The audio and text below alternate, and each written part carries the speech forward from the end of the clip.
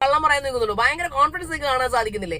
So I am so extremely happy with that. അപ്പൊ രേണുസുതിയെ നിങ്ങൾ ഇനിയും പുകഴ്ത്തുക, ഇനിയും അത് കയറട്ടെ, മില്യൺ അടിച്ച് 2 മില്യൺ 3 മില്യൺ അടിച്ച് പോട്ടെ. അപ്പൊ കമന്റ്സ് എനിക്കിതിന് തെറി വന്നോട്ടെ. അപ്പോഴും രേണുസുതി അംഗീകരിക്കപ്പെടുന്നുണ്ട്. അങ്ങനെയെങ്കിലും നീയൊക്കെ രേണുസുതി അംഗീകരിച്ചല്ലോ. അല്ലെങ്കിൽ പാവപ്പെട്ട ഒരു സ്ത്രീ കഷ്ടപ്പെട്ട് തുണി അഴിക്കാതെ പ്രോസ്റ്റിറ്റ്യൂഷൻ ചെയ്യാതെ അന്തസ്സായിട്ട് അഭിനയിക്കാൻ ഇറങ്ങി പുറപ്പെട്ട ഒരു സ്ത്രീയെ യൂട്യൂബ് ബുള്ളിങ്ങിന്റെ പേര് അല്ലെങ്കിൽ സൈബർ ബുള്ളിങ്ങിന്റെ. ഫ്രണ്ട്സ്, നമ്മുടെ പുതിയൊരു വീഡിയോയിലേക്ക് എല്ലാവർക്കും സ്വാഗതം. 2 ദിവസം മുമ്പേ ഒരു വിവാദമായ ഒരു ഇന്റർവ്യൂ ഉണ്ടായിരുന്നു രേണുസുതിയുടെ പേരിലുള്ള. അപ്പം ഞാനത് റിയാക്ട് ചെയ്തിട്ടുണ്ടായിരുന്നു. രേണുസുതി അത് കൊടുത്തിരിക്കുന്ന മറുപടിയൊക്കെ കണ്ടിട്ട് വളരെ സന്തോഷപൂർവ്വമായിട്ട് മനസ്സിലാക്കി, അതായത് ആലോചിച്ച് ഇനി ആരും തന്നെ എന്തൊരു കോമാളിയാക്കി മാറ്റാതിരിക്കാനായിട്ട് ആലോചിച്ച് നല്ല രീതിയിലാണ് അതിനകത്ത് രേണുസുതി മറുപടിയൊക്കെ പറഞ്ഞിരിക്കുന്നത്. എനിക്ക് വളരെയധികം ഇഷ്ടപ്പെട്ടു. നല്ലൊരു ഇൻ്റർവ്യൂ ആയിരുന്നു. ഷാരിക എന്നാണ് തോന്നുന്നു ആ ഒരു ഇൻ്റർവ്യൂ ചെയ്ത അവതാരകയുടെ പേര്. അവരുടെ പേരിൽ ഒരുപാട് വിമർശനങ്ങളൊക്കെ ഉണ്ടായിരുന്നു. രേണുസുതി അന്ന് വരെ അപരാധം പറഞ്ഞിരുന്നവരെല്ലാം രേണുസുതിക്ക് പിന്തുണയുമായിട്ട് വന്നിട്ടുണ്ടായിരുന്നു. ഇപ്പോൾ അവരുടെ ഒരു വീഡിയോ പുറത്തു വന്നിട്ടുണ്ട്. അവരുടെ വീഡിയോയ്ക്കകത്ത് അവരന്ന് എന്താണ് സംഭവിച്ചതെന്നും എന്തുകൊണ്ടാണ് അവരങ്ങനെ ചോദിച്ചതെന്നും ഒക്കെ പറയുന്നുണ്ട്. അപ്പോൾ അവരുടെ വീഡിയോയുടെ കുറച്ച് ഭാഗം നമുക്കത് കണ്ടിട്ട് വരാം. ഏതാണ്ട് 1 വർഷത്തോളമായിരിക്കുന്നു. കഴിഞ്ഞ കൃത്യമായി പറയുകയാണെങ്കിൽ 2024 മെയ് തൊട്ട് ഞാൻ ഹോട്ട് സീറ്റ് അവിടെ ചെയ്യുന്നതാണ്. ഹോട്ട് സീറ്റിലേക്ക് വേണ്ടി അവർ എന്നെ വിളിക്കാറുണ്ട്, ഇടയ്ക്കിടയ്ക്ക് വിളിക്കാറുണ്ട്. അവരുടെ ഫ്രീലാൻസ് ആങ്കർ ആയതുകൊണ്ട് തന്നെ ഞാൻ പലയിടത്തും ഇന്റർവ്യൂ ചെയ്യാറില്ല, ബട്ട് ഡിബേറ്റ്സും കാര്യങ്ങളൊക്കെ ചെയ്യാറുണ്ട്. അങ്ങനെ ഒരുപാട് ഇന്റർവ്യൂസ് വൈറലാകാറുണ്ട്. ബിക്കോസ് ഹോട്ട് സീറ്റ് എന്ന് പറഞ്ഞാൽ ആൾക്കാരെ നമ്മൾ ഈ തീ എന്നാണ് അവരുടെ സിമ്പിൾ പോലും തീയാണ്. അതിലിരുന്നാൽ നമ്മളെല്ലാവരും പൊള്ളും. തീ എപ്പോഴും തൊട്ടാൽ പൊള്ളും, നമ്മുടെ കൈ പൊള്ളി കൊടുക്കും അല്ലേ? അതാണ് അതിന്റെ ഒരു തീം. ആ പ്രോഗ്രാമിന്റെ ഒരു തീം അങ്ങനെയാണ്. സോ ഞാൻ ഇച്ചിരി ന്യൂസ് റിലേറ്റഡ് ആയുള്ള കാര്യങ്ങൾ ചെയ്യുന്നതുകൊണ്ടും ഞാൻ ഈ ക്യൂട്ട്നെസ് മാറി വിതറാത്തതുകൊണ്ടും മൈൽ സ്റ്റോൺ എന്നെ ഓപ്റ്റ് ചെയ്തു. That's all. ഓക്കെ. അങ്ങനെ ഇരിക്കെയാണ് രേണുസുതി എന്ന പറഞ്ഞ വ്യക്തിയെ ഗസ്റ്റ് ആയിട്ട് ഹോട്ട് സീറ്റിലേക്ക് കഴിഞ്ഞ ദിവസം, കൃത്യമായി പറഞ്ഞാൽ 2025 മെയ് 12 തീയതിയാണ് എന്റെ ഓർമ്മ, വിളിക്കുന്നത്. നമ്മൾ ഹോട്ട് സീറ്റിലേക്ക് വിളിക്കുന്നു. ഈ രേണുസുതി എന്ന് പറഞ്ഞ വ്യക്തിയെ അവരെ കുറിച്ച് ആദ്യം പറയട്ടെ. ഞാൻ ഒരുപാട് സമയമില്ലാത്തതുകൊണ്ടാണ് ഇത് ദീർഘിപ്പിക്കുന്നില്ല. അവര് റീൽസ് ചെയ്ത കാലം തൊട്ട് പച്ചത്തെറികൾ മാത്രം പറഞ്ഞ ആൾക്കാരാണ് മലയാളികൾ. അക്കൂട്ടത്തിൽ നിങ്ങൾക്ക് എന്നെ നോക്കിക്കൊള്ളുക. ഞാൻ എന്റെ ഡിബേറ്റ് ചാനലുകളിൽ, എന്റെ ന്യൂസ് ചാനലുകളിൽ എല്ലായ്പ്പോഴും എംപവറിംഗ് വുമൺ എന്ന് പറഞ്ഞ പോലെ അവരെ എല്ലായ്പ്പോഴും ഞാൻ പുകഴ്ത്തിയെന്നല്ല, അവരെ അവരുടെ വഴിക്ക് വിടാനാണ് ഞാൻ സംസാരിച്ചിരിക്കുന്നത്. സോ അങ്ങനെ സംസാരിച്ചൊരു വ്യക്തിയാണ് ഞാൻ. അതുകൊണ്ട് തന്നെ രേണുസുതി, ഞാൻ വർക്ക് ചെയ്യുന്ന ചാനൽ താഴെ രേണുസുതി കമന്റ് ചെയ്തത് താങ്ക് യു ഷാരിക എന്ന് പറഞ്ഞ രേണുസുതി ഒരുപാട് വട്ടം കമന്റ് ചെയ്തിട്ടുണ്ട് ന്യൂസ് ചാനൽസ്. കേട്ടല്ലോ, ഇവർ കുറച്ച് നല്ല ഒരു സ്ട്രിക്റ്റ് ബോൾഡ് ആയിട്ടുള്ള ഒരു ലേഡിയാണ് കേട്ടോ. അവരുടെ വർത്തമാനം കേട്ടപ്പോൾ എനിക്ക് അങ്ങനെ തോന്നി. അതായത് രേണുസുതിയുടെ ഇന്റർവ്യൂ വന്ന സമയത്ത് അവർക്ക് ഒരുപാട് മോശമായ അനുഭവങ്ങൾ നേരിടേണ്ടി വന്നു. അവർ പറയുന്നത് രേണുസുതി അവരുടെ ഒരു ബെസ്റ്റ് ഫ്രണ്ടാണ്. അവർക്ക് രേണുസുതിയുടെ താല്പര്യത്തോടു കൂടി രേണുസുതി സമ്മതിച്ചിട്ടാണ്, രേണുസുതിയുടെ പൂർണ്ണമായ പിന്തുണയോട് കൂടിയാണ് അവർ ആ ചോദ്യങ്ങളൊക്കെ ചോദിച്ചത്. അപ്പം കണ്ടവരെല്ലാം ഒരു മടയന്മാരാണോ? സത്യം പറഞ്ഞാൽ ഈ ഒരുവിധപ്പെട്ട ഇൻ്റർവ്യൂസ് എല്ലാം സ്ക്രിപ്റ്റഡ് ആണ്. എന്ന് വെച്ച് കഴിഞ്ഞാൽ ഈ വരുന്ന ഗസ്റ്റുകൾക്ക് മുന്നേ കൂട്ടി അറിയാം എന്തൊക്കെ ചോദിക്കും എന്തൊക്കെ ചോദിക്കില്ല എന്നുള്ള കാര്യങ്ങൾ അറിയാം.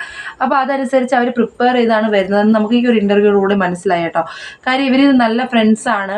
ഈ ചോദിച്ച ചോദ്യങ്ങളെല്ലാം സ്ക്രിപ്റ്റഡ് ആണ്. അതിൻ്റെ പ്രോഗ്രാം ഡയറക്ടറും രേണുസുതിയും അതുപോലെ അവതാരകയും എല്ലാം മുൻകൂട്ടി വായിച്ച് മനസ്സിലാക്കിയ കാര്യങ്ങളാണെന്നാണ് ഇവർ പറയുന്നത്. എന്തായാലും അവരുടെ കാര്യം കൊണ്ട്, അതായത് അവരെ തെറി വിളിക്കാനായിട്ടാണെങ്കിലും രേണുസുതിക്ക് സപ്പോർട്ടായിട്ട് ഒത്തിരി പേര് വന്നല്ലോ എന്നാണ് അവർ പറയുന്നത്. എന്തായാലും അവരുടെ വീഡിയോയുടെ കുറച്ച് ഭാഗങ്ങളൂടെ കണ്ടിട്ട് വരാം നമുക്ക്. ചുറ്റും നിൽക്കുന്ന ക്യാമറാമാൻസും പ്രോഗ്രാം പ്രൊഡ്യൂസറും ചാനൽ ഹെഡും ഒക്കെ വെരി വെരി ഹാപ്പിയാണ്.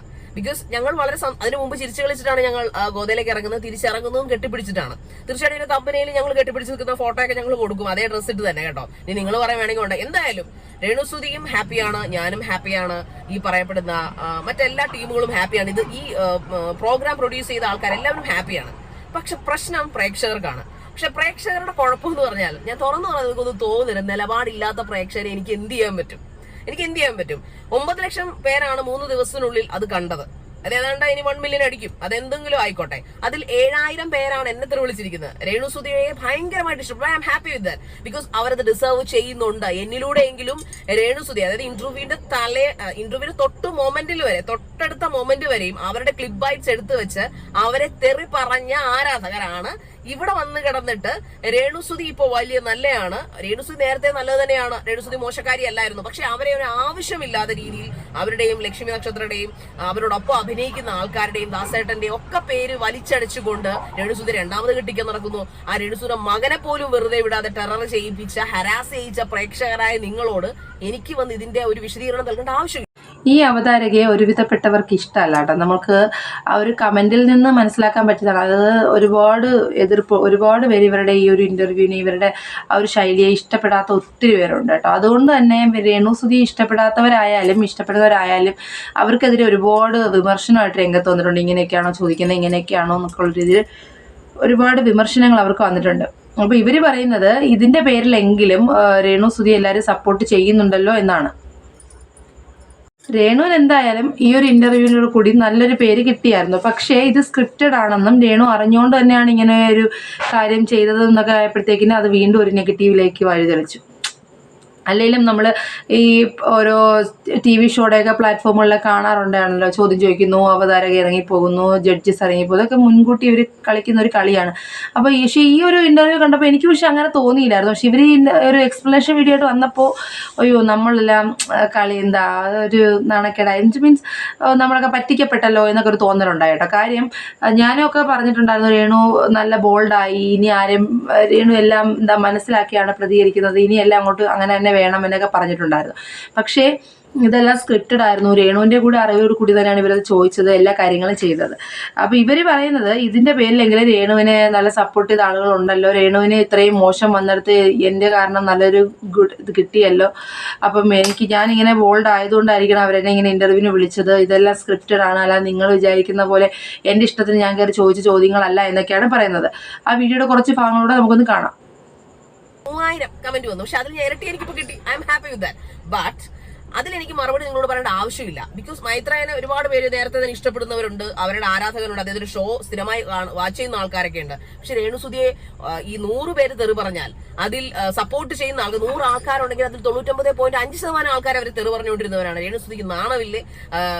എന്തിന് പ്രായമായ അമ്മച്ചിമാർ വരെ അവരെ റെക്കോർഡിങ്സ് വരെ കേൾക്കാം നമുക്ക്.